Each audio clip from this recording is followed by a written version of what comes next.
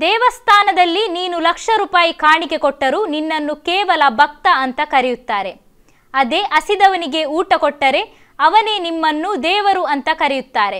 ಅಂತಹ ವಿಡಿಯೋ ಇಂದಿನ ವೈರಲ್ ಸೆಗ್ಮೆಂಟಲ್ಲಿ.